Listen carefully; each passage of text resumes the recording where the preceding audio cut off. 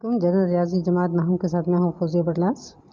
Second unit हम शुरू करते हैं। ज़कात, उशर और वरासत। ज़कात की अदायगी उन मुसलमानों पर फ़र्ज़ है जिनके पास माल व मता एक ख़ास मुकर्ररा हद यानी निसाब कहते हैं, जिसे निसाब कहते हैं से ज़्यादा हो।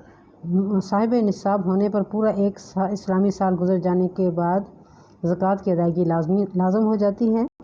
दौलत की वो मिक़दार जिस पर ज़कात की अदायगी लाज़म हो जाए निसाब कहलाती है। निसाब वो कफ़ायत बचत है जो कम अज़ कम 87 ग्राम सोने या 609 ग्राम चांदी या उनकी मालियत के बराबर रकम पर मुश्तमिल है।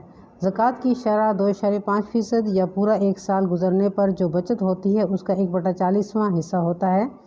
इस तस्वर को मुज़ेल मिसालों से मज़ीद वजाहत की जाती है।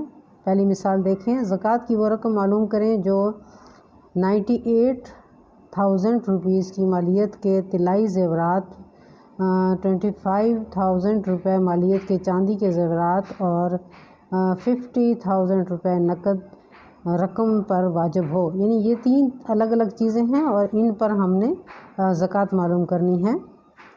ज़कात की वो रकम मालूम करें और किस चीज़ पे मालूम करना है, ये इन सारी चीज़ों को। तो हल में देखें, तिलाई ज़ेवरात की मालियत, ये तिलाई यानी सोने के ज़ेवरात जो हैं उनकी मालियत, चांदी की मालियत और नकद जो रकम है वो उसकी मालियत तो हमने लिख लिया। कुल रकम जो है उन तीनों को जमा करने के बाद हमारे पास ये आई, वो हमने यहाँ पे लिख लिया। तीनों को जमा करने के बाद ये लिखा।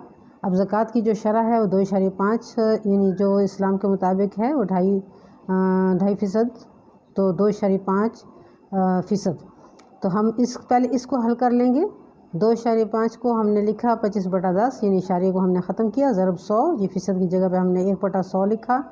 हमने इसको मुख्तसर किया तो ये हमारे पास आया 1/40 यानी कट जाने के बाद हमारे पास आया 1/40।